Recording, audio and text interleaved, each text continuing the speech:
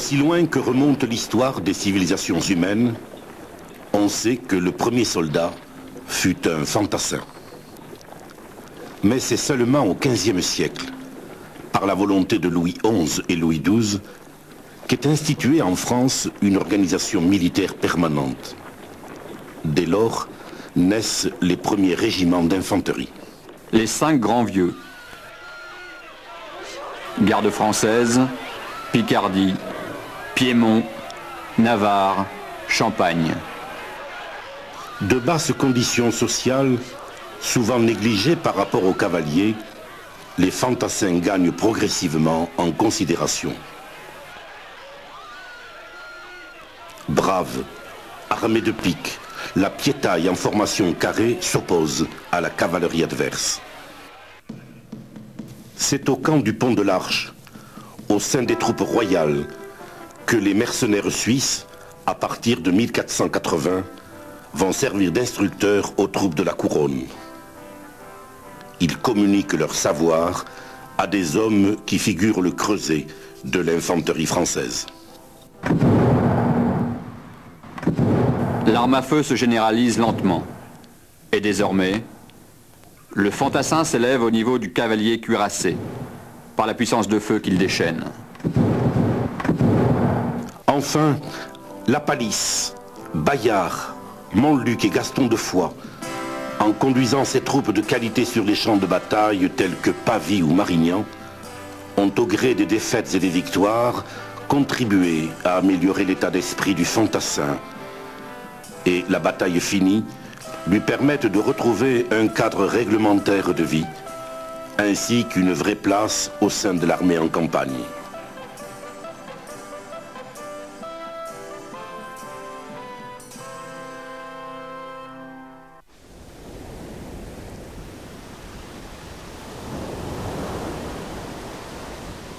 C'est sous François Ier que la France se dote de nombreux navires afin de découvrir de nouvelles terres. L'aspect militaire connaît alors une impulsion en 1622, lorsque Richelieu crée les 100 compagnies de la mer, qui tracent à la France inachevée la véritable voie de la colonisation. Louis XIII est mort. Le 19 mai 1643, le jour se lève sur Rocroi. Attaqué à son tour par la cavalerie espagnole, Picardie se forme rapidement dans carré. Présente aux caballeros une haie de piques. Les oblige à tourner bride, les enfonce et leur enlève 30 drapeaux et étendards. L'infanterie française gagne ses lettres de noblesse. Le règne de Louis XIV commence. Au service du roi, rationalisant, structurant l'armée, Louvois en réforme les principes, dorénavant fondés sur 3 idées forces. Hiérarchie. Créer des règles rigoureuses de subordination. Uniformité. Permettre une réelle cohésion et faciliter la gestion et l'administration. Émulation. Susciter celle-ci par la création de l'ordre militaire de Saint-Louis en 1693 et d'une troupe d'élite, la Maison du Roi. L'infanterie, c'est la fidélité à un esprit, un souffle qui anime et pousse à aller de l'avant. Pour chaque corps d'infanterie, la tradition devient une marque de personnalité, de distinction. Devises et drapeaux expriment la cohésion de chaque unité. Le régiment devient la famille du soldat.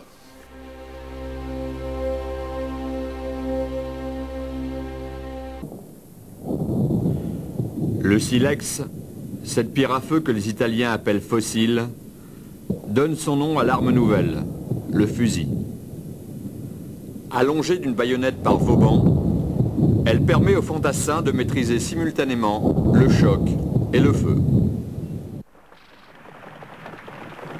À l'aube, notre infanterie est réunie sur le bord de l'Escaut. Le jour se lève et éclaire de longues files blanchâtres, toutes pailletées par l'acier des baïonnettes qui brillent sous les premiers rayons du soleil. 27 juillet 1712. Denain.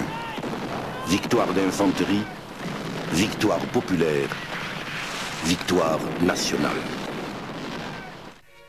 Tout au long d'un siècle difficile, l'héroïsme individuel continue à se manifester. Ainsi, à Klosterkamp, en 1760, À moi, Auvergne, ce sont les ennemis! chevalier d'Assas meurt-il, percé de coups. Penseur militaire du XVIIIe, Guibert définit les conditions d'une guerre de mouvement.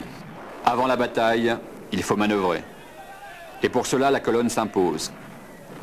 Le combat doit être engagé par le canon.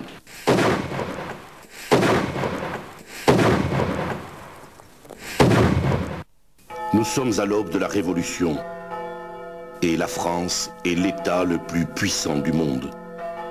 Par sa population, son agriculture, sa marine et son armée dont l'infanterie compte déjà 130 000 hommes.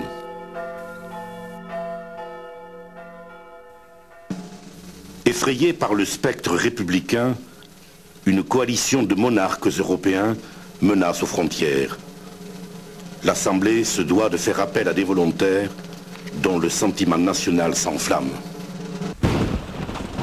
L'Europe frissonne au bruit de la marche du peuple français.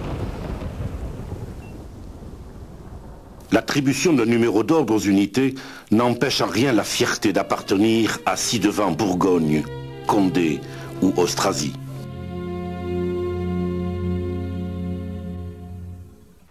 Et le 20 septembre 1792 à Valmy, la victoire acquise par les soldats de l'Ancien Régime et les volontaires, tous patriotes, est l'un des mythes fondateurs d'une république proclamée au lendemain de la bataille. Pour l'infanterie, s'ouvre le temps d'une armée de masse portée par le peuple français. La conscription adoptée en 1798 et la politique de Napoléon donnent naissance à une France conquérante qui domine une Europe déterminée. C'est à Arcole, aux côtés de ses fantassins, que le futur empereur débute la campagne d'Italie.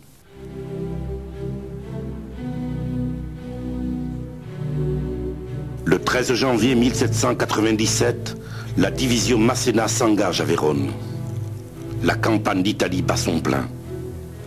Le 14 janvier, 30 km au nord, elle reprend Rivoli et rejoint pendant la nuit à 50 km au sud, la Favorite où elle remporte une nouvelle bataille.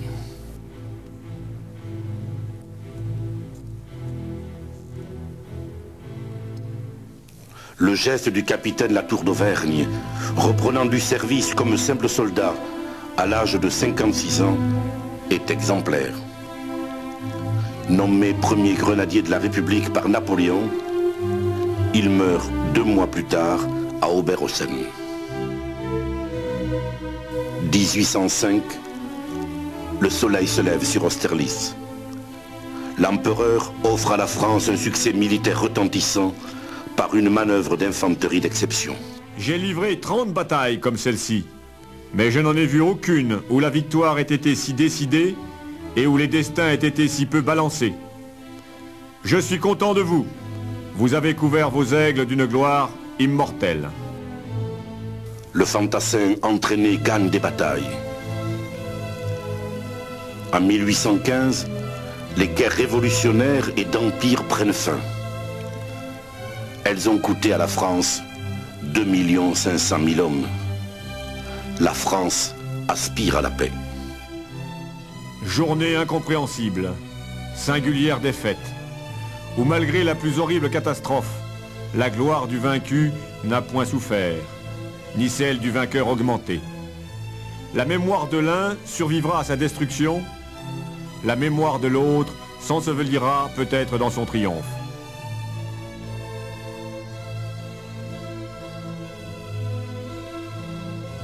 De 1830 à 1848, la politique de la France en matière de conquête est empirique.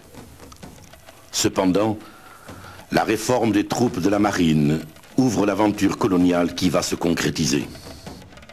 Avec l'Algérie, un premier régiment de légion étrangère est mis sur pied. De plus, un recrutement indigène est pratiqué à la même époque. Zouaves et tirailleurs font leur apparition.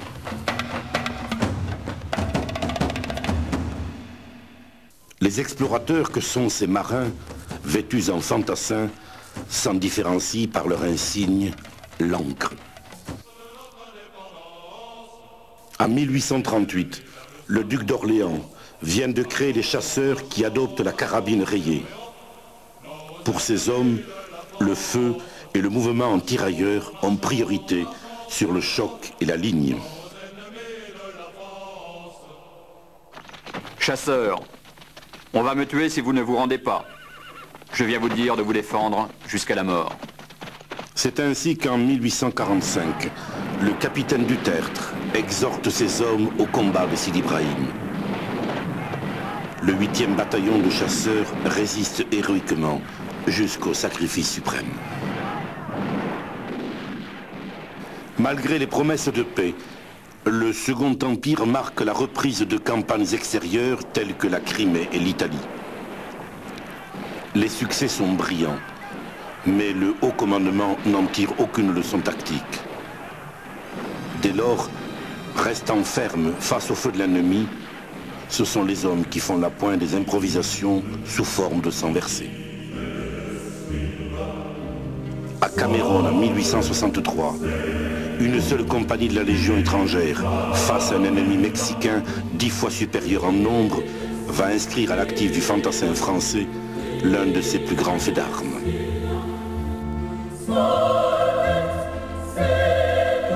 1870, la France s'achemine vers un destin funeste. À Bazeilles, le 31 août de cette année-là, durant d'interminables heures, une poignée de marsouins déterminés lutte jusqu'à la dernière cartouche. On enlève ou on tient les positions à coups d'hommes et de courage. Tout est perdu, fort l'honneur. Le désastre de Sedan, la chute du Second Empire, entraîne l'avènement de la Troisième République et l'instauration progressive de 1872 à 1888 d'un service militaire obligatoire et universel. C'est alors que la France développe son empire colonial. Madagascar, Cochinchine, Tahiti et Terre d'Afrique s'adjoignent au pays déjà conquis. En métropole, pour la défense des Alpes, sont mis sur pied les premiers bataillons de chasseurs alpins. Désormais, pour l'armée française, pleinement soutenue par la population, l'objectif est clair. Vaincre l'Allemagne afin de lui reprendre l'Alsace et la Lorraine. Dans ce but, l'infanterie est au cœur de l'éducation, préparant toute une génération à un conflit qui semble à tous inéluctable. Les vieux sont la principale force d'une armée. Sans chevaux, sans canons, ils ne doivent compter que sur leur adresse et leur courage pour résister à l'ennemi. I comme infanterie. Bien. Nous sommes en 1914, la Première Guerre mondiale éclate. Chacun est prêt et la nation s'engouffre au sein de son armée. Le premier soldat français tué à la guerre est un fantassin. La bataille de la Marne marque un coup d'arrêt à l'avance allemande. Et cette guerre que l'on s'imaginait brève s'enlise dans une guerre de tranchées.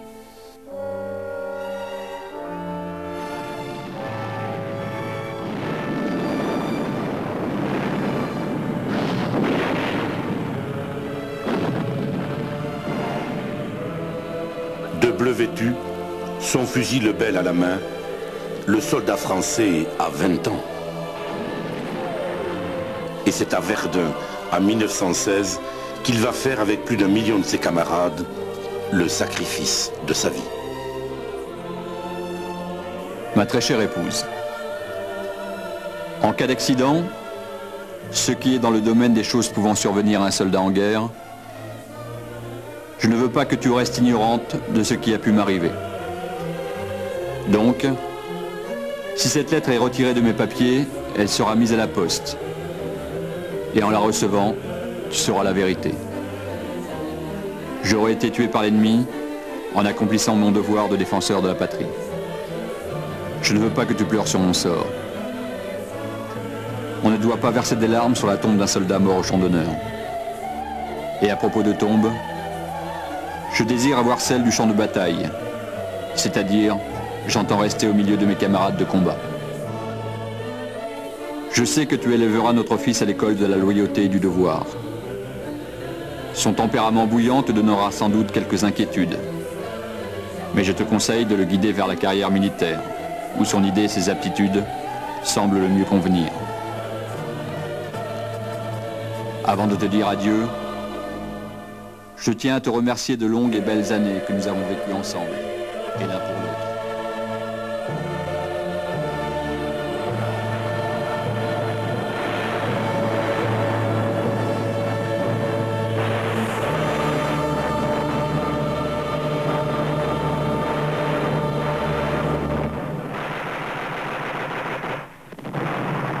La guerre se prolonge, mais c'est avec la coopération du char d'assaut que le courage des fantassins permet d'obtenir l'armistice d'une guerre que l'on espère être la der des der.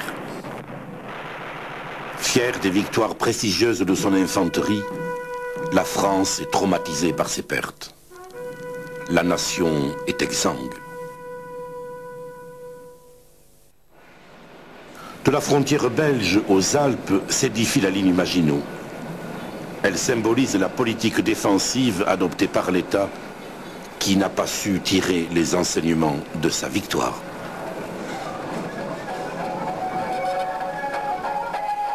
L'insouciance qui prédomine pendant les années 20, la paix à laquelle chacun s'efforce de croire est brutalement contrariée par l'avènement du nazisme.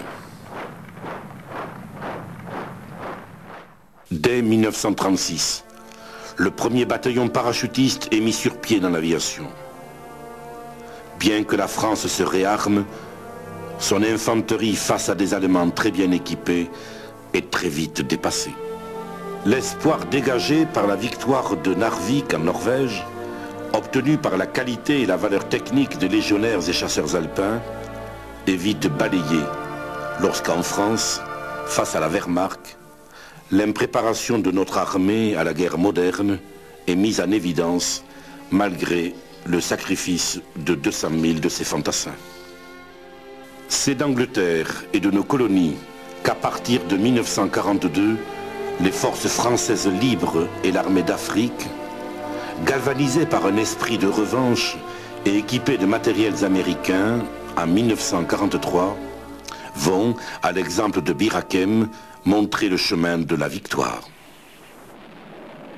Partie de la terre africaine, c'est en Italie que l'infanterie, sous les ordres du général Juin, va à Garigliano ou à Cassino démontrer aux Alliés que les fantassins français, goumiers et tirailleurs, sont une fois de plus capables d'emporter la décision. 7000 d'entre eux reposent à Venafro, à l'ombre des oliviers séculaires.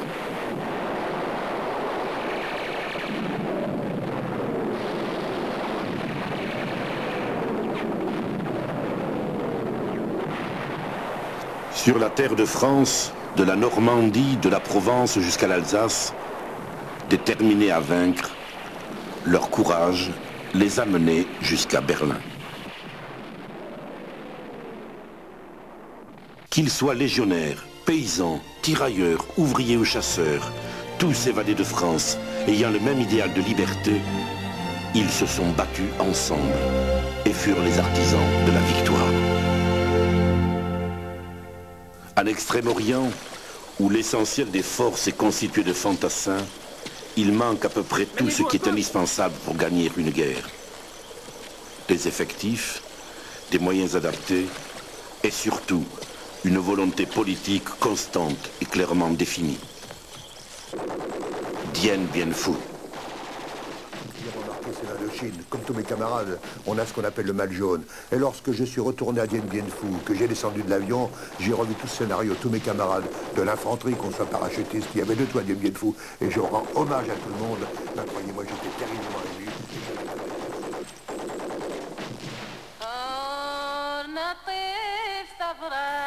À ces soldats, la toute nouvelle aviation légère de l'armée de terre, la LAT, a donné une mobilité supérieure. Ces enfants de France combattant dans les Aurès et en Grande Kabylie ont vu l'Algérie, malgré la victoire militaire de 1960, s'émanciper 2 ans plus tard. Opération terminée. La décolonisation en marche entraîne la dissolution de l'armée d'Afrique. Et en 1961, la réforme de la coloniale en troupes de marine, l'infanterie tourne alors avec nostalgie une page d'histoire. Aux côtés de ses alliés de 1964 à 1989, l'infanterie française prépositionnée, sentinelle du monde libre, veille et participe à cette victoire sans combat.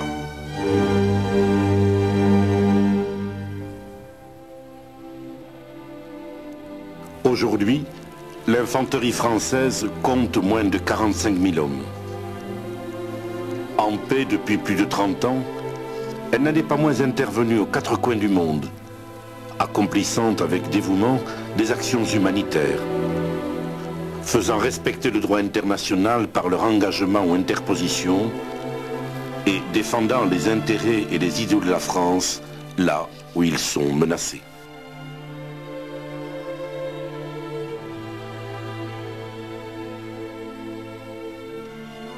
Diverse par la variété de ses subdivisions, l'infanterie n'est qu'une. Fondement de l'armée de terre, elle se situe au cœur du combat interarmes. Le 22 septembre, les fantassins fêtent Saint-Maurice, leur patron. L'infanterie, la plus ancienne des armes, est avant tout l'arme de l'homme qui se doit de posséder de grandes qualités physiques et morale. Elle émane du sol et du peuple de France. Et au cours de son histoire, a pleinement participé à la constitution de la nation. Malgré toutes les évolutions techniques qu'a connues l'armée, le fantassin reste la clé de voûte de toute action militaire. Au service de la nation, il est prêt à la défendre de toutes ses forces, de tout son cœur. Le drapeau de son régiment témoigne de son passé glorieux, matérialise l'attachement à la patrie et galvanise les espoirs en l'avenir. L'infanterie, arme de l'homme. L'infanterie, arme de l'action. L'infanterie, au service de la France.